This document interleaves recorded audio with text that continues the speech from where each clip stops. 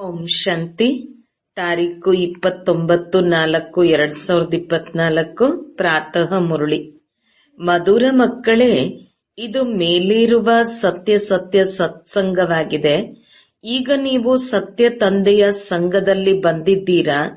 ಆದ್ದರಿಂದ ಅಸತ್ಯ ಸಂಘದಲ್ಲಿ ಎಂದು ಹೋಗಬಾರದು. ಪ್ರಶ್ನೆ: ನೀವು ಮಕ್ಕಳ ಬುದ್ಧಿಯು ಯಾವ ಆಧಾರದ ಮೇಲೆ ಸದಾ ಬೇಹದ್ದಿನಲ್ಲಿ ಸ್ಥಿತವಾಗಲು ಸಾಧ್ಯ? ಉತ್ತರ: ಬುದ್ಧಿಯಲ್ಲಿ ಸ್ವದರ್ಶನ ಚಕ್ರವು ತಿರುಗುತ್ತಿರಲಿ. ನಾಟಕದಲ್ಲಿ ಏನೆಲ್ಲವೂ ನಡೆಯುತ್ತಿದೆಯೋ ಅದೆಲ್ಲವೂ ನಿಶ್ಚಿತವಾಗಿದೆ. ಒಂದು ಕ್ಷಣವೂ ಸಹ ವ್ಯತ್ಯಾಸವಾಗುವುದಿಲ್ಲ. ವಿಶ್ವದ ಇತಿಹಾಸ ಭೂಗೋಳವು ಪುನರಾವರ್ತನೆಯಾಗಬೇಕು. ಈ ಮಾತು ಬುದ್ಧಿಯಲ್ಲಿ ಒಳ್ಳೆಯ ರೀತಿಯಲ್ಲಿ ಬಂದರೆ ಬೇಹದ್ದಿನಲ್ಲಿ ಸ್ಥಿತರಾಗುತ್ತೀರಿ. ಬೇಹದ್ದಿನಲ್ಲಿ ಸ್ಥಿತರಾಗಲು ಈಗ ವಿನಾಶವಾಗಲಿದೆ. ನಾವು ಹಿಂತಿರುಗಿ ಮನೆಗೆ ಹೋಗಬೇಕು ಎಂದು ಗಮನದಲ್ಲಿ ಇರಲಿ. ಪಾವನರಾಗಿಯೇ ನಾವು ಮನೆಗೆ ಹೋಗುತ್ತೇವೆ. ಓಂ ಶಾಂತಿ.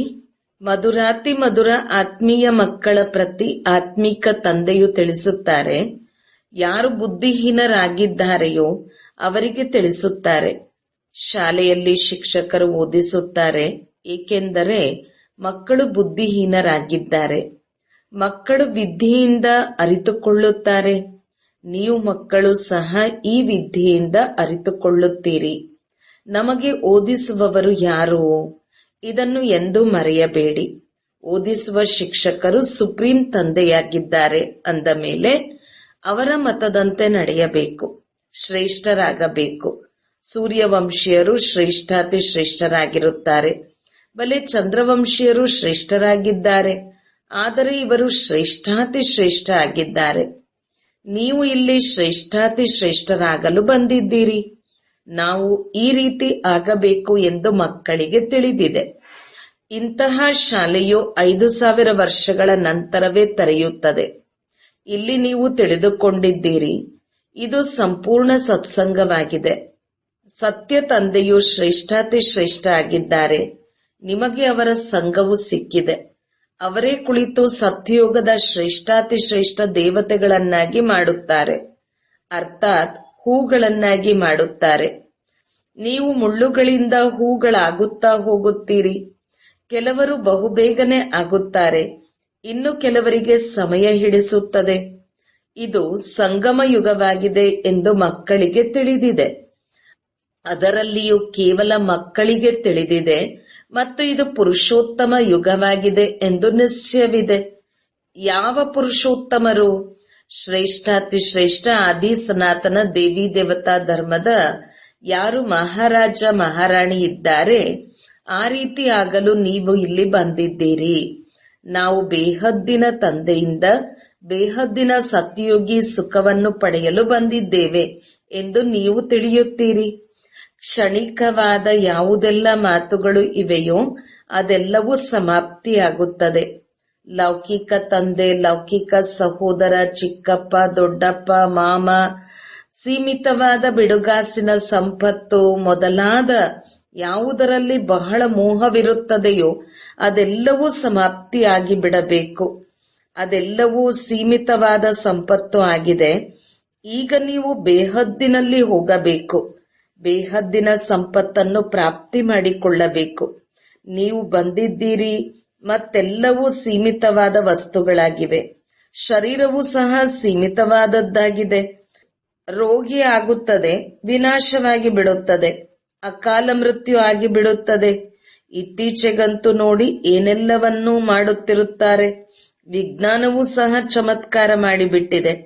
ಎಷ್ಟೊಂದು ಮಾಯೆಯ ಆಡಂಬರವಿದೆ. ವಿಜ್ಞಾನಿಗಳು ಹೆಚ್ಚಿನ ಸಾಹಸ ಮಾಡುತ್ತಿದ್ದಾರೆ.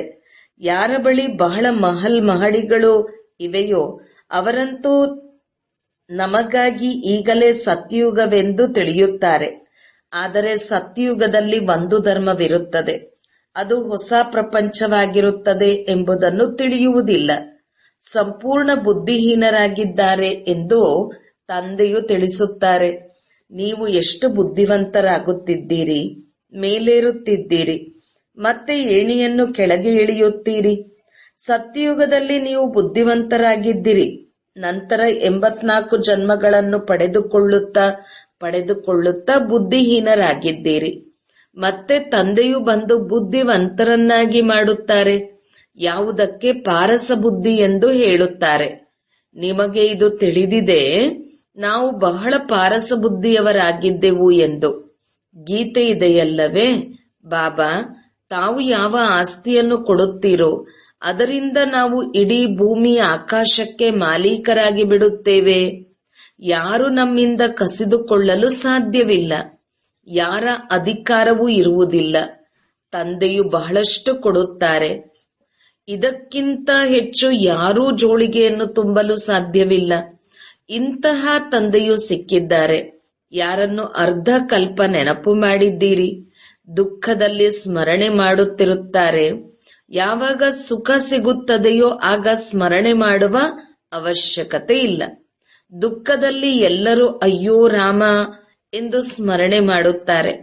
ಹೀಗೆ ಅನೇಕ ಪ್ರಕಾರದ ಶಬ್ದಗಳು ಹೇಳುತ್ತಾರೆ. ಸತ್ಯಯುಗದಲ್ಲಿ ಇಂತಹ ಶಬ್ದಗಳು ಇರುವುದಿಲ್ಲ. ನೀವು ಮಕ್ಕಳು ಓದಲು ಸಮ್ಮುಖದಲ್ಲಿ ಬಂದಿದ್ದೀರಿ. ತಂದೆಯ ಡೈರೆಕ್ಟ್ ಮಹಾವಾಕ್ಯಗಳನ್ನು ಕೇಳುತ್ತೀರಿ. ಇಂಡೈರೆಕ್ಟ್ ಜ್ಞಾನವನ್ನು ಕೊಡುವುದಿಲ್ಲ. ಜ್ಞಾನವು ನೇರವಾಗಿಯೇ ಸಿಗುತ್ತದೆ. ತಂದೆಯೇ ಬರಬೇಕಾಗುತ್ತದೆ. ಮಧುರಾತಿ ಮಧುರ ಮಕ್ಕಳ ಬಳಿ ಬಂದಿದ್ದೇನೆ. ಓ ಬಾಬ್ದಾದ ಎಂದು ನನ್ನನ್ನು ಕರೆಯುತ್ತೀರಿ ಎಂದು ತಂದೆಯು ತಿಳಿಸುತ್ತಾರೆ.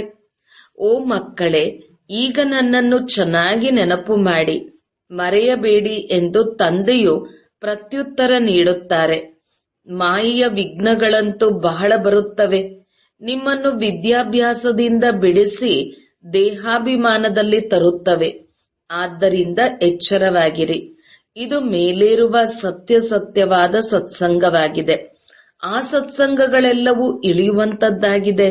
ಸತ್ಯ ತಂದೆಯ ಸಂಘವು ಒಂದೇ ಬಾರಿ ಸಿಗುತ್ತದೆ. ಅಸತ್ಯ ಸಂಘಗಳು ಜನ್ಮ ಜನ್ಮಾಂತರ ಅನೇಕ ಬಾರಿ ಸಿಗುತ್ತದೆ. ಇದು ನಿಮ್ಮ ಅಂತಿಮ ಜನ್ಮವಾಗಿದೆ. ಎಲ್ಲಿ ಯಾವುದೇ ಅಪ್ರಾಪ್ತ ವಸ್ತು ಇರುವುದಿಲ್ಲವೋ ಅಲ್ಲಿಗೆ ಈಗ ಹೋಗಬೇಕು. ಅದಕ್ಕಾಗಿಯೇ ನೀವು ಪುರುಷಾರ್ಥ ಮಾಡುತ್ತಿದ್ದೀರಿ. ತಂದೆಯು ಯಾವುದನ್ನು ಹೇಳುತ್ತಾರೆಯೋ ಇದನ್ನು ಈಗಲೇ ಕೇಳುತ್ತೀರಿ. ಸತ್ಯಯುಗದಲ್ಲಿ ಇದೇನೂ ತಿಳಿದಿರುವುದಿಲ್ಲ. ಈಗ ನೀವು ಎಲ್ಲಿಗೆ ಹೋಗುತ್ತೀರಿ? ತಮ್ಮ ಸುಖಧಾಮಕ್ಕೆ. ನಿಮ್ಮದು ಸುಖಧಾಮವಾಗಿತ್ತು. ನೀವು ಸುಖಧಾಮದಲ್ಲಿದ್ದಿರಿ. ಈಗ ದುಃಖಧಾಮದಲ್ಲಿದ್ದೀರಿ. ತಂದೆಯು ಬಹಳ ಸಹಜ ಮಾರ್ಗವನ್ನು ತಿಳಿಸಿದ್ದಾರೆ. ಅದನ್ನೇ ನೆನಪು ಮಾಡಿ. ನಮ್ಮ ಮನೆಯು ಶಾಂತಿಧಾಮವಾಗಿದೆ. ಅಲ್ಲಿಂದ ನಾವು ಸತ್ಯಯುಗದಲ್ಲಿ ಬರುತ್ತೇವೆ. ನಿಮ್ಮ ವಿನಃ ಬೇರೆ ಯಾರೂ ಸ್ವರ್ಗದಲ್ಲಿ ಬರುವುದೇ ಇಲ್ಲ. ಆದ್ದರಿಂದ ನೀವು ಸ್ಮರಣೆ ಮಾಡುತ್ತೀರಿ. ಮೊದಲು ಸುಖದಲ್ಲಿ ಹೋಗುತ್ತೀರಿ, ನಂತರ ದುಃಖದಲ್ಲಿ ಬರುತ್ತೀರಿ. ಕಲಿಯುಗದಲ್ಲಿ ಸುಖಧಾಮವಿರುವುದಿಲ್ಲ. ಸುಖ ಸಿಗುವುದೇ ಇಲ್ಲ. ಆದ್ದರಿಂದ ಸುಖವು ಕಾಗವಿಷ್ಟ ಸಮಾನ ಎಂದು ಸನ್ಯಾಸಿಗಳು ಹೇಳುತ್ತಾರೆ. ತಂದೆಯೇ ನಮ್ಮನ್ನು ಮನೆಗೆ ಕರೆದುಕೊಂಡು ಹೋಗಲು ಬಂದಿದ್ದಾರೆ ಎಂದು ಈಗ ಮಕ್ಕಳು ತಿಳಿಯುತ್ತಾರೆ. ನಮ್ಮನ್ನು ಪತಿತರನ್ನು ಪಾವನ ಮಾಡಿ ಕರೆದುಕೊಂಡು ಹೋಗುತ್ತಾರೆ. ನೆನಪಿನ ಯಾತ್ರೆಯಿಂದಲೇ ಪಾವನರಾಗುತ್ತೇವೆ. ಯಾತ್ರೆಯಲ್ಲಿ ಬಹಳ ಏರುಪೇರಾಗುತ್ತದೆ. ಕೆಲವರು ರೋಗಿಗಳಾಗಿ ಬಿಡುತ್ತಾರೆ, ಮತ್ತೆ ಹಿಂತಿರುಗಿ ಬಂದು ಬಿಡುತ್ತಾರೆ. ಇದು ಸಹ ಹಾಗೆಯೇ. ಇದು ನೆನಪಿನ ಯಾತ್ರೆಯಾಗಿದೆ. ಅಂತಿಮತೆ ಸೋಗತಿಯಾಗಿ ಬಿಡುತ್ತದೆ. ನಾವು ನಮ್ಮ ಶಾಂತಿಧಾಮಕ್ಕೆ ಹೋಗುತ್ತಿದ್ದೇವೆ. ಇದು ಬಹಳ ಸಹಜವಾಗಿದೆ. ಆದರೆ ಮಾಯೆಯು ಬಹಳ ಮರೆಸುತ್ತದೆ. ನಿಮ್ಮ ಯುದ್ಧವು ಮಾಯೆಯೊಂದಿಗೆ ಇದೆ. ತಂದೆಯು ಬಹಳ ಸಹಜವಾಗಿ ತಿಳಿಸುತ್ತಾರೆ. ನಾವು ಈಗ ಶಾಂತಿಧಾಮಕ್ಕೆ ಹೋಗುತ್ತೇವೆ. ತಂದೆಯನ್ನೇ ನೆನಪು ಮಾಡುತ್ತೀರಿ. ದೈವಿ ಗುಣಗಳನ್ನು ಧಾರಣೆ ಮಾಡುತ್ತೀರಿ. ಪವಿತ್ರರಾಗಿರುತ್ತೀರಿ. 3-4 ಮಾತುಗಳು ಮುಖ್ಯವಾಗಿದೆ. ಅದನ್ನು ಬುದ್ಧಿಯಲ್ಲಿ ಇಟ್ಟುಕೊಳ್ಳಬೇಕು. ವಿನಾಶವಂತೂ ಅವಶ್ಯಕವಾಗಿ ಆಗುತ್ತದೆ. 5000 ವರ್ಷಗಳ ಹಿಂದೆಯೂ ನಾವೇ ಹೋಗಿದ್ದೆವು ಮತ್ತು ಮೊಟ್ಟಮೊದಲು ನಾವೇ ಬರುತ್ತೇವೆ. ರಾಮನು ಹೋದ, ರಾವಣನೂ ಹೋದ ಎಂದು ಗಾಯನ ಇದೆ ಅಲ್ಲವೇ? ಹೋಗುವುದಂತೂ ಎಲ್ಲರೂ ಶಾಂತಿಧಾಮಕ್ಕೆ ಹೋಗಬೇಕು. ನೀವು ಏನನ್ನು ಓದುತ್ತೀರೋ ಆ ವಿದ್ಯಾಭ್ಯಾಸದ ಅನುಸಾರ ಪದವಿಯನ್ನು ಪಡೆಯುತ್ತೀರಿ. ನಿಮ್ಮ ಗುರಿ ಉದ್ದೇಶವು ಸಮ್ಮುಖದಲ್ಲಿ ಇದೆ. ನಾವು ಸಾಕ್ಷಾತ್ಕಾರವನ್ನು ನೋಡಬೇಕು ಎಂದು ಹೇಳಿದರೆ ಈ ಚಿತ್ರವು ಲಕ್ಷ್ಮೀನಾರಾಯಣರು ಸಾಕ್ಷಾತ್ಕಾರವಲ್ಲದೆ ಇನ್ನೇನು? ಇದಲ್ಲದೆ ಇನ್ಯಾರ ಸಾಕ್ಷಾತ್ಕಾರ ಮಾಡಬೇಕು? ಬೇಹದ್ದಿನ ತಂದೆಯದೇ. ಮತ್ಯಾವ ಸಾಕ್ಷಾತ್ಕಾರವೂ ಕೆಲಸಕ್ಕೆ ಬರುವುದಿಲ್ಲ. ಕೆಲವರು ತಂದೆಯ ಸಾಕ್ಷಾತ್ಕಾರವಾಗಲಿ ಎಂದು ಇಚ್ಛಿಸುತ್ತಾರೆ. ತಂದೆಗಿಂತ ಮಧುರ ವಸ್ತು ಮತ್ಯಾವುದೂ ಇಲ್ಲ. ತಂದೆಯು ತಿಳಿಸುತ್ತಾರೆ, ಮಧುರ ಮಕ್ಕಳೇ, ಮೊದಲು ತಂದೆಯ ಸಾಕ್ಷಾತ್ಕಾರ ಮಾಡುತ್ತೀರಾ? ಆತ್ಮವು ಬಾಬನ ಸಾಕ್ಷಾತ್ಕಾರವನ್ನು ನೋಡಬೇಕೆಂದು ಹೇಳುತ್ತದೆ. ಆದರೆ ತಮ್ಮ ಸಾಕ್ಷಾತ್ಕಾರವನ್ನು ಮಾಡಿಕೊಂಡಿದ್ದೀರಾ? ಇದಂತೂ ತಾವು ಮಕ್ಕಳು ತಿಳಿದುಕೊಂಡಿದ್ದೀರಿ. ಈಗ ಅರಿವಾಗಿದೆ, ನಾವು ಆತ್ಮಗಳು ಆಗಿದ್ದೇವೆ. ನಮ್ಮ ಮನೆಯು ಶಾಂತಿಧಾಮವಾಗಿದೆ. ಅಲ್ಲಿಂದ ನಾವು ಆತ್ಮಗಳು ಪಾತ್ರವನ್ನು ಅಭಿನಯಿಸಲು ಬರುತ್ತೇವೆ. ನಾಟಕದ ಅನುಸಾರ ಮೊಟ್ಟ ಮೊದಲು ಸತ್ಯಯುಗದ ಆದಿಯಲ್ಲಿ ನಾವು ಬರುತ್ತೇವೆ. ಇದು ಆದಿ ಮತ್ತು ಅಂತ್ಯದ ಮಧ್ಯದ ಪುರುಷೋತ್ತಮ ಸಂಗಮಯುಗವಾಗಿದೆ. ಇದರಲ್ಲಿ ಕೇವಲ ಬ್ರಾಹ್ಮಣರೇ ಇರುತ್ತಾರೆ, ಮತ್ಯಾರೂ ಇರುವುದಿಲ್ಲ. ಕಲಿಯುಗದಲ್ಲಂತೂ ಅನೇಕ ಧರ್ಮ, ಅನೇಕ ಕುಲಗಳಿವೆ. ಸತ್ಯಯುಗದಲ್ಲಿ ಒಂದೇ ರಾಜಧಾನಿ ಇರುತ್ತದೆ. ಇದು ಸಹಜವಾಗಿದೆಯಲ್ಲವೇ? ನೀವು ಸಂಗಮಯುಗಿ ಈಶ್ವರಿಯ ಪರಿವಾರದವರಾಗಿದ್ದೀರಿ. ನೀವು ಸತ್ಯಯುಗಿಗಳಲ್ಲ, ಕಲಿಯುಗಿಗಳೂ ಅಲ್ಲ. ಇದು ಸಹ ನಿಮಗೆ ತಿಳಿದಿದೆ. ಕಲ್ಪ ಕಲ್ಪವೂ ತಂದೆಯು ಬಂದು ಇಂತಹ ವಿದ್ಯೆಯನ್ನು ಓದಿಸುತ್ತಾರೆ. ನೀವು ಕುಳಿತಿದ್ದೀರಿ ಅಂದ ಮೇಲೆ ಇದೇ ಸ್ಮೃತಿಯಲ್ಲಿ ಬರಬೇಕು. ಶಾಂತಿಧಾಮ, ಸುಖಧಾಮ ಮತ್ತು ಇದು ದುಃಖಧಾಮವಾಗಿದೆ. ಈ ದುಃಖಧಾಮವನ್ನು ಬುದ್ಧಿಯಿಂದ ಸನ್ಯಾಸ ಮಾಡಿ. ಆ ಸನ್ಯಾಸಿಗಳು ಬುದ್ಧಿಯಿಂದ ಸನ್ಯಾಸ ಮಾಡುವುದಿಲ್ಲ, ಕೇವಲ ಮನೆ ಮಠವನ್ನು ಬಿಟ್ಟು ಸನ್ಯಾಸ ಮಾಡುತ್ತಾರೆ. ನಿಮಗೆ ಎಂದೂ ಸಹ ತಂದೆಯು ಮನೆ ಮಠವನ್ನು ಬಿಡಿ ಎಂದು ಹೇಳುವುದಿಲ್ಲ. ಆದರೆ ಇಷ್ಟಂತೂ ಅವಶ್ಯಕವಾಗಿದೆ, ಭಾರತದ ಸೇವೆ ಮಾಡಬೇಕು ಮತ್ತು ತಮ್ಮ ಸೇವೆ ಮಾಡಬೇಕು. ಸೇವೆಯನ್ನಂತೂ ಮನೆ ಮನೆಯಲ್ಲಿಯೂ ಮಾಡಬಲ್ಲಿರಿ. ಓದಲು ಸಮಯವಂತೂ ಬಹಳ ಕಡಿಮೆ ಇದೆ. ಬಹಳಷ್ಟು ಕಳೆದು ಹೋಯಿತು, ಸ್ವಲ್ಪ ಉಳಿದಿದೆ ಎಂಬ ಗಾಯನವೂ ಸಹ ಇದೆ ಅಲ್ಲವೇ? ಪ್ರಪಂಚದ ಮನುಷ್ಯರಂತೂ ಸಂಪೂರ್ಣ ಘೋರ ಅಂಧಕಾರದಲ್ಲಿ ಇದ್ದಾರೆ. ಇನ್ನೂ 40,000 ವರ್ಷಗಳಿವೆ ಎಂದು ತಿಳಿಯುತ್ತಾರೆ. ಮಕ್ಕಳೇ, ಇನ್ನು ಸ್ವಲ್ಪ ಸಮಯ ಮಾತ್ರ ಇದೆ ಎಂದು ತಂದೆಯು ತಿಳಿಸುತ್ತಾರೆ. ನೀವು ಬೇಹದ್ದಿನಲ್ಲಿ ಸ್ಥಿತರಾಗಬೇಕು. ಇಡೀ ಪ್ರಪಂಚದಲ್ಲಿ ಏನೆಲ್ಲವೂ ನಡೆಯುತ್ತದೆಯೋ ಎಲ್ಲವೂ ನಿಗದಿತವಾಗಿದೆ. ನಾಟಕವು ನಿಧಾನವಾಗಿ ನಡೆಯುತ್ತದೆ. ವಿಶ್ವದ ಇತಿಹಾಸ ಭೂಗೋಳವು ಪುನರಾವರ್ತನೆಯಾಗಲಿದೆ. ಸತ್ಯಯುಗದಲ್ಲಿ ಯಾರು ಹೋಗುವರೋ ಅವರೇ ಬಂದು ಓದುತ್ತಾರೆ. ಅನೇಕ ಬಾರಿ ನೀವು ಓದಿದ್ದೀರಿ. ಶ್ರೀಮತದಂತೆ ನೀವು ತಮ್ಮ ಸ್ವರ್ಗ ಸ್ಥಾಪನೆ ಮಾಡುತ್ತೀರಿ. ಇದು ಸಹ ನಿಮಗೆ ತಿಳಿದಿದೆ. ಶ್ರೇಷ್ಠಾತಿ ಶ್ರೇಷ್ಠ ಭಗವಂತ ಭಾರತದಲ್ಲಿಯೇ ಬರುತ್ತಾರೆ. ಕಲ್ಪದ ಹಿಂದೆಯೂ ಬಂದಿದ್ದರು. ಕಲ್ಪ ಕಲ್ಪವೂ ತಂದೆ ಹೀಗೆ ಬರುತ್ತಾರೆ ಎಂದು ನೀವು ಹೇಳುತ್ತೀರಿ. ನಿಮ್ಮ ಬುದ್ಧಿಯಲ್ಲಿ ಎಲ್ಲವೂ ಕುಳಿತುಕೊಳ್ಳುತ್ತಾ ಹೋಗುತ್ತದೆ. ಸ್ಥಾಪನೆ, ವಿನಾಶ ಮತ್ತು ಪಾಲನೆಯ ಕರ್ತವ್ಯವು ಹೇಗಾಗುತ್ತದೆ ಎಂಬುದನ್ನು ನೀವು ತಿಳಿಯಬೇಕು ಮತ್ತು ಅನ್ಯರಿಗೂ ತಿಳಿಸಬೇಕು. ಮೊದಲು ಏನನ್ನೂ ತಿಳಿದಿರಲಿಲ್ಲ. ತಂದೆಯನ್ನು ತಿಳಿದಿರುವುದರಿಂದ ತಂದೆಯ ಮೂಲಕ ನೀವು ಎಲ್ಲವನ್ನೂ ತಿಳಿದುಕೊಳ್ಳುತ್ತೀರಿ. ವಿಶ್ವದ ಇತಿಹಾಸ ಭೂಗೋಳವನ್ನು ಯಥಾರ್ಥ ರೀತಿಯಲ್ಲಿ ನೀವು ತಿಳಿದುಕೊಂಡಿದ್ದೀರಿ. ಮನುಷ್ಯರು ಹೇಗೆ ತಮೋಪ್ರಧಾನರಿಂದ ಸತೋಪ್ರಧಾನರಾಗುತ್ತಾರೆ ಎಂಬುದನ್ನು ತಂದೆಯು ನಿಮಗೆ ತಿಳಿಸಿದ್ದಾರೆ. ನೀವು ಅನ್ಯರಿಗೆ ತಿಳಿಸಬೇಕು. ತಾವು ಮಕ್ಕಳು ಈಗ ಪಾರಸಬುದ್ಧಿಯವರಾಗುತ್ತಿದ್ದೀರಿ. ಸತ್ಯಯುಗದಲ್ಲಿ ಪಾರಸಬುದ್ಧಿಯವರೇ ಇರುತ್ತಾರೆ. ಇದು ಪುರುಷೋತ್ತಮ ಸಂಗಮ ಯುಗವಾಗಿದೆ. ಇದಕ್ಕೆ ಗೀತಾ ಭಾಗವೆಂದು ಹೇಳಲಾಗುತ್ತದೆ. ಈಗ ನೀವು ಕಲ್ಲು ಬುದ್ಧಿಯವರಿಂದ ಪಾರಸಬುದ್ಧಿಯವರಾಗುತ್ತೀರಿ. ಗೀತೆಯನ್ನು ತಿಳಿಸುವವರಂತೂ ಸ್ವಯಂ ಭಗವಂತನಾಗಿದ್ದಾರೆ. ಮನುಷ್ಯರು ತಿಳಿಸುವುದಿಲ್ಲ. ನೀವು ಆತ್ಮಗಳು ಕೇಳುತ್ತೀರಿ ಮತ್ತು ಅನ್ಯರಿಗೂ ತಿಳಿಸುತ್ತೀರಿ. ಇದಕ್ಕೆ ಆತ್ಮೀಕ ಜ್ಞಾನವೆಂದು ಹೇಳಲಾಗುತ್ತದೆ. ಇದನ್ನು ನೀವು ಆತ್ಮೀಕ ಸಹೋದರರಿಗೆ ತಿಳಿಸುತ್ತೀರಿ. ವೃದ್ಧಿಯನ್ನು ಹೊಂದುತ್ತಿರುತ್ತೀರಿ. ತಂದೆಯು ಬಂದು ಸೂರ್ಯವಂಶಿ ಚಂದ್ರವಂಶಿ ರಾಜಧಾನಿಯನ್ನು ಸ್ಥಾಪನೆ ಮಾಡುತ್ತಿದ್ದಾರೆಂದು ನಿಮಗೆ ತಿಳಿದಿದೆ. ಯಾರ ಮುಖಾಂತರ? ಬ್ರಹ್ಮ ಮುಖವಂಶಾವಳಿ ಕುಲಭೂಷಣರ ಮೂಲಕ ತಿಳಿಸುತ್ತಾರೆ. ತಂದೆಯು ಶ್ರೀಮತವನ್ನು ಕೊಡುತ್ತಾರೆ. ಇದು ತಿಳಿದುಕೊಳ್ಳುವ ಮಾತುಗಳಾಗಿವೆ. ಇವನ್ನು ಹೃದಯದಲ್ಲಿ ನೋಟ್ ಮಾಡಿಕೊಳ್ಳಬೇಕು. ಇದು ಬಹಳ ಸಹಜವಾಗಿದೆ. ಇದು ದುಃಖಧಾಮವಾಗಿದೆ. ಈಗ ನೀವು ಮನೆಗೆ ಹೋಗಬೇಕು. ಕಲಿಯುಗದ ನಂತರ ಸತ್ಯಯುಗ. ಮಾತಂತೂ ಬಹಳ ಚಿಕ್ಕದು ಹಾಗೂ ಸಹಜವಾಗಿದೆ. ಬಲೆ ಅವಿದ್ಯಾವಂತರಾಗಿದ್ದರೂ ಸಹ ಪರವಾಗಿಲ್ಲ. ಯಾರು ಓದುವುದನ್ನು ತಿಳಿದಿದ್ದಾರೆಯೋ ಅವರಿಂದ ಕೇಳಬೇಕು. ಶಿವತಂದೆ ಎಲ್ಲ ಆತ್ಮಗಳ ತಂದೆಯಾಗಿದ್ದಾರೆ. ಈಗ ಅವರಿಂದ ಆಸ್ತಿಯನ್ನು ಪಡೆಯಬೇಕು. ತಂದೆಯ ಮೇಲೆ ನಿಶ್ಚಯವಿದ್ದರೆ ಸ್ವರ್ಗದ ಆಸ್ತಿಯು ಸಿಗುತ್ತದೆ. ಆಂತರಿಕವಾಗಿ ಅಜಪಾಜಪವಾಗಿ ತಂದೆಯ ಸ್ಮೃತಿ ನಡೆಯುತ್ತಿರಲಿ. ಶಿವತಂದೆಯಿಂದ ಬೇಹದ್ದಿನ ಸುಖ ಸ್ವರ್ಗದ ಆಸ್ತಿಯು ಸಿಗುತ್ತದೆ.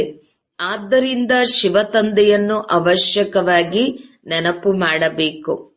ಎಲ್ಲರಿಗೆ ಬೇಹದ್ದಿನ ತಂದೆಯಿಂದ ಆಸ್ತಿಯನ್ನು ಪಡೆಯುವ ಹಕ್ಕಿದೆ. ಹೇಗೆ ಲೌಕಿಕ ತಂದೆಯಿಂದ ಸೀಮಿತವಾದ ಅಧಿಕಾರವು ಸಿಗುತ್ತದೆಯೋ ಹಾಗೆಯೇ ಇದು ಬೇಹದ್ದಿನದಾಗಿದೆ. ಶಿವ ತಂದೆಯಿಂದ ನಮಗೆ ಇಡೀ ವಿಶ್ವದ ರಾಜ್ಯವು ಸಿಗುತ್ತದೆ. ಚಿಕ್ಕ ಚಿಕ್ಕ ಮಕ್ಕಳಿಗೂ ಸಹ ಇದನ್ನು ತಿಳಿಸಬೇಕು. ಪ್ರತಿಯೊಂದು ಆತ್ಮನಿಗೂ ತಂದೆಯಿಂದ ಆಸ್ತಿಯನ್ನು ಪಡೆಯುವ ಹಕ್ಕಿದೆ. ಕಲ್ಪ ಕಲ್ಪವೂ ಅವಶ್ಯಕವಾಗಿ ಪಡೆಯುತ್ತಾರೆ. ನೀವು ಜೀವನ್ಮುಕ್ತಿಯ ಆಸ್ತಿಯನ್ನು ಪಡೆಯುತ್ತೀರಿ. ಯಾರಿಗೆ ಮುಕ್ತಿಯ ಆಸ್ತಿಯು ಸಿಗುತ್ತದೆಯೋ ಅವರು ಸಹ ಜೀವನ್ಮುಕ್ತಿಯಲ್ಲಿ ಅವಶ್ಯಕವಾಗಿ ಬರುತ್ತಾರೆ. ಅಂದರೆ ಮೊದಲ ಜನ್ಮವಂತೂ ಸುಖವಾಗಿಯೇ ಇರುತ್ತಾರೆ. ನಿಮ್ಮದು ಇದು 84ನೇ ಜನ್ಮವಾಗಿದೆ. ಈ ಪೂರ್ಣ ಜ್ಞಾನವು ನಿಮ್ಮ ಬುದ್ಧಿಯಲ್ಲಿ ಇರಬೇಕು. ಬೇಹದ್ದಿನ ತಂದೆಯು ನಮಗೆ ಓದಿಸುತ್ತಿದ್ದಾರೆ ಎಂಬುದನ್ನು ಮರೆಯಬೇಡಿ. ದೇಹಧಾರಿಗಳು ಎಂದೂ ಜ್ಞಾನವನ್ನು ಕೊಡಲು ಸಾಧ್ಯವಿಲ್ಲ. ಅವರಲ್ಲಿ ಆತ್ಮಿಕ ಜ್ಞಾನವು ಇರುವುದಿಲ್ಲ. ಸಹೋದರ ಸಹೋದರರೆಂದು ತಿಳಿಯಿರಿ ಎನ್ನುವುದು ನಿಮಗೆ ತಿಳಿಸಲಾಗುತ್ತದೆ. ಯಾರೆಲ್ಲ ಮನುಷ್ಯಾತ್ಮರು ಇದ್ದಾರೆಯೋ ಅವರು ಯಾರಿಗೂ ಈ ಶಿಕ್ಷಣವು ಸಿಗುವುದಿಲ್ಲ. ಭಲೆ ಭಗವಾನುವಾಚ ಕಾಮ ಮಹಾಶತ್ರುವಾಗಿದೆ. ಅದರ ಮೇಲೆ ಜಯಗಳಿಸಿದರೆ ಜಗಜ್ಜೀತರಾಗುತ್ತೀರಿ ಎಂದು ಗೀತೆಯಲ್ಲೂ ಸಹ ತಿಳಿಸುತ್ತಾರೆ. ಆದರೆ ತಿಳಿದುಕೊಂಡೇ ಇಲ್ಲ. ಭಗವಂತನು ಸತ್ಯವಾಗಿದ್ದಾರೆ. ದೇವತೆಗಳು ಸಹ ಭಗವಂತನಿಂದ ಸತ್ಯತೆಯನ್ನು ಕಲಿತಿದ್ದಾರೆ. ಕೃಷ್ಣನು ಸಹ ಈ ಪದವಿಯನ್ನು ಎಲ್ಲಿಂದ ಪಡೆದನು? ಲಕ್ಷ್ಮೀನಾರಾಯಣರು ಹೇಗಾದರು? ಅಂತಹ ಯಾವ ಕರ್ಮ ಮಾಡಿದರು? ಯಾರಾದರೂ ತಿಳಿಸಲು ಸಾಧ್ಯವೇ? ನಿರಾಕಾರ ತಂದೆ ಬ್ರಹ್ಮ ತಂದೆಯ ಮೂಲಕ ಅವರಿಗೆ ಇಂತಹ ಕರ್ಮವನ್ನು ಕಲಿಸಿದರು ಎಂದು ಈಗ ನಿಮಗೆ ತಿಳಿದಿದೆ. ಇದು ಸೃಷ್ಟಿಯಾಗಿದೆಯಲ್ಲವೇ? ಈಗ ನೀವು ಪ್ರಜಾಪಿತ ಬ್ರಹ್ಮ ಕುಮಾರ ಕುಮಾರಿಯರಾಗಿದ್ದೀರಿ. ನಿಮ್ಮ ಬಳಿ ಆತ್ಮೀಕ ಜ್ಞಾನವಿದೆ. ನಾವು ಭಗವಂತನನ್ನು ಅರಿತಿದ್ದೇವೆಂದು ನೀವು ತಿಳಿಯುತ್ತೀರಿ. ಆ ನಿರಾಕಾರ ತಂದೆ ಸರ್ವಶ್ರೇಷ್ಠ ಆಗಿದ್ದಾರೆ. ಅವರಿಗೆ ಸಾಕಾರ ರೂಪವಿಲ್ಲ. ಉಳಿದಂತೆ ಯಾರೆಲ್ಲರನ್ನೂ ನೋಡುತ್ತಾರೆಯೋ ಅವರೆಲ್ಲರೂ ಸಾಕಾರಿಯಾಗಿದ್ದಾರೆ. ಮಂದಿರಗಳಲ್ಲಿಯೂ ಸಹ ಲಿಂಗವನ್ನು ನೋಡುತ್ತೀರಿ. ಅಂದರೆ ಅವರಿಗೆ ಶರೀರವಿಲ್ಲ, ಆದರೆ ನಾಮರೂಪದಿಂದ ಭಿನ್ನವಾಗಿದ್ದಾರೆ ಎಂದಲ್ಲ. ಮತ್ತೆಲ್ಲ ದೇಹಧಾರಿಗಳಿಗೂ ಹೆಸರನ್ನು ಇಡುತ್ತಾರೆ. ಅವರ ಜನ್ಮಪತ್ರಿ ಇರುತ್ತದೆ. ಶಿವತಂದೆಯು ನಿರಾಕಾರನಾಗಿದ್ದಾರೆ. ಅವರಿಗೆ ಜನ್ಮಪತ್ರವಿಲ್ಲ. ಕೃಷ್ಣನದು ನಂಬರ್ 1 ಆಗಿದೆ. ಶಿವ ಜಯಂತಿಯನ್ನು ಆಚರಿಸುತ್ತಾರೆ. ಶಿವತಂದೆಯು ನಿರಾಕಾರಿ ಕಲ್ಯಾಣಕಾರಿಯಾಗಿದ್ದಾರೆ. ತಂದೆಯು ಬರುತ್ತಾರೆಂದರೆ ಅವಶ್ಯಕವಾಗಿ ಆಸ್ತಿಯನ್ನು ಕೊಡುತ್ತಾರೆ. ತಂದೆ, ಶಿಕ್ಷಕ, ಸದ್ಗುರು ಮೂವರು ಒಬ್ಬರೇ ಆಗಿದ್ದಾರೆ. ಬಹಳ ಚೆನ್ನಾಗಿ ಓದಿಸುತ್ತಾರೆ. ಒಳ್ಳೆಯದು. ಮಧುರಾತಿ ಮಧುರ ಅಗಲಿ ಮರಳಿ ಸಿಕ್ಕಿರುವಂತಹ ಮಕ್ಕಳಿಗೆ ಪ್ರೀತಿಯ ಮಾತಾಪಿತಾ ಬಾಬ್ದಾದರವರ ನೆನಪು, ಪ್ರೀತಿ ಹಾಗೂ ಸುಪ್ರಭಾತ. ಆತ್ಮೀಯ ಮಕ್ಕಳಿಗೆ ಆತ್ಮೀಯ ತಂದೆಯ ನಮಸ್ತೆ. ಧಾರಣೆಗಾಗಿ ಮುಖ್ಯ ಸಾರ. 1. ಬುದ್ಧಿಯಿಂದ ಈ ದುಃಖಧಾಮದ ಸನ್ಯಾಸವನ್ನು ಮಾಡಿ ಶಾಂತಿಧಾಮ ಮತ್ತು ಸುಖಧಾಮವನ್ನು ನೆನಪು ಇಟ್ಟುಕೊಳ್ಳಬೇಕು. ತಮ್ಮ ಹಾಗೂ ಭಾರತದ ಸತ್ಯ ಸೇವೆ ಮಾಡಬೇಕು. ಎಲ್ಲರಿಗೂ ಆತ್ಮೀಯ ಜ್ಞಾನವನ್ನು ತಿಳಿಸಬೇಕು. 2. ತಮ್ಮ ಸತ್ಯುಗಿ ಜನ್ಮಸಿದ್ಧ ಅಧಿಕಾರವನ್ನು ಪಡೆಯಲು ಒಬ್ಬರೊಂದಿಗೆ ಪೂರ್ಣ ನಿಶ್ಚಯವನ್ನು ಇಡಬೇಕು. ಆಂತರಿಕವಾಗಿ ಅಜಪಾಜಪ್ ಅರ್ಥಾತ್ ನಿರಂತರ ತಂದೆಯ ನೆನಪನ್ನು ಮಾಡಬೇಕು. ವಿದ್ಯೆಯನ್ನು ಪ್ರತಿನಿತ್ಯವೂ ಅವಶ್ಯಕವಾಗಿ ಓದಬೇಕು. ವರದಾನ: ಸರ್ವ ಸಂಬಂಧಗಳ ಅನುಭೂತಿಯ ಜೊತೆಗೆ ಪ್ರಾಪ್ತಿಗಳ ಖುಷಿಯ ಅನುಭವ ಮಾಡುವಂತಹ ತೃಪ್ತ ಆತ್ಮಭವ. ಯಾರು ಸತ್ಯ ಪ್ರಿಯತಮೆಯರಿರುತ್ತಾರೆ ಅವರು ಪ್ರತಿ ಪರಿಸ್ಥಿತಿಯಲ್ಲಿ, ಪ್ರತಿ ಕರ್ಮದಲ್ಲಿ ಸದಾ ಪ್ರಾಪ್ತಿಯ ಖುಷಿಯಲ್ಲಿರುತ್ತಾರೆ. ಕೆಲವು ಮಕ್ಕಳು ಅನುಭೂತಿ ಮಾಡುತ್ತಾರೆ, ಹೌದು ಅವರು ನನ್ನ ತಂದೆ ಆಗಿದ್ದಾರೆ, ಪ್ರಿಯತಮನಾಗಿದ್ದಾರೆ, ಮಗುವಾಗಿದ್ದಾರೆ. ಆದರೆ ಪ್ರಾಪ್ತಿ ಎಷ್ಟು ಬಯಸುವಿರೋ ಅಷ್ಟು ಆಗುವುದಿಲ್ಲ. ಅನುಭೂತಿಯ ಜೊತೆ ಸರ್ವ ಸಂಬಂಧಗಳ ಮೂಲಕ ಪ್ರಾಪ್ತಿಯ ಅನುಭವವಾಗಬೇಕು. ಇಂತಹ ಪ್ರಾಪ್ತಿ ಮತ್ತು ಅನುಭೂತಿ ಮಾಡುವಂತಹವರು ಸದಾ ತೃಪ್ತವಾಗಿರುತ್ತಾರೆ. ಅವರಿಗೆ ಯಾವುದೇ ವಸ್ತುವಿನ ಅಪ್ರಾಪ್ತಿ ಆಗುವುದಿಲ್ಲ. ಎಲ್ಲಿ ಪ್ರಾಪ್ತಿ ಇದೆ ಅಲ್ಲಿ ಖಂಡಿತ ತೃಪ್ತಿ ಇದೆ. ಸ್ಲೋಗನ್: ನಿಮಿತ್ತರಾದಾಗ ಸೇವೆಯ ಸಫಲತೆಯ ಕಂತು ಸಿಕ್ಕಿಬಿಡುವುದು. ಓಂ ಶಾಂತಿ.